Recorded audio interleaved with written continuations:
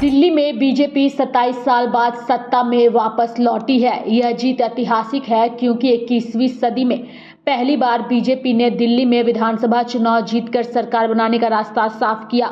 BJP ने इस जीत के लिए कोई कोर कसर नहीं छोड़ी। पार्टी ने आम आदमी पार्टी के बड़े चेहरे के खिलाफ दमदार उम्मीदवार उतारे और प्रधानमंत्री नरेंद्र मोदी के नेतृत्व में चुनावी रणनीति को मजबूती से लागू किया।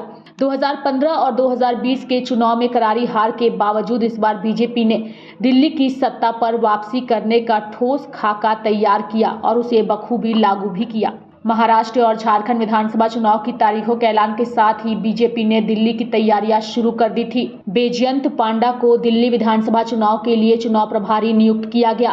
पार्टी ने अतुल गर्ग को सह प्रभारी बनाया और दोनों को दिल्ली चुनाव को लेकर महत्वपूर्ण जिम्मेदारी सौंपी। दिल्ली विधानसभा चुनाव में प्रवेश वर्मा सबसे चर्चित चेहरों में से एक बनकर उभरे। उन्होंने नई दिल्ली सीट से अरविंद केजरीवाल को हराकर बड़ी जीत दर्ज की, जबकि कांग्रेस के संदीप दीक्षित तीसरे स्थान पर रहे।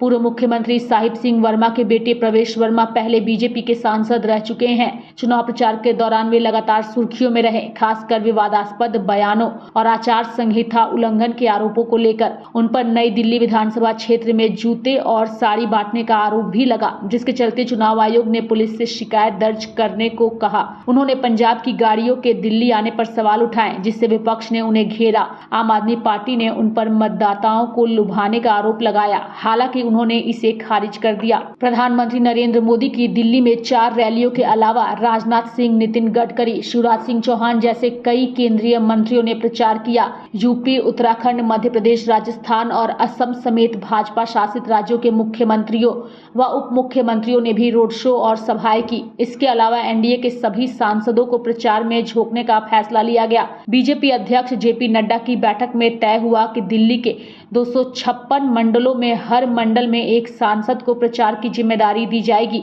साथ ही दिल्ली चुनाव में बीजेपी ने जदयू और लोजपा के साथ मिलकर चुनाव लड़ा। शिवसेना सहित अन्य दलों ने भी बीजेपी को समर्थन दिया, जिससे गठबंधन को मजबूती मिली। दिल्ली में बीजेपी की सरकार बनने जा रही है और यह सरकार को लेकर के बीजेपी के नेता बेहद ही उत्साहित है। लाइव इंडिया हर पल के लिए रांची से डेस्क की रिपोर्ट।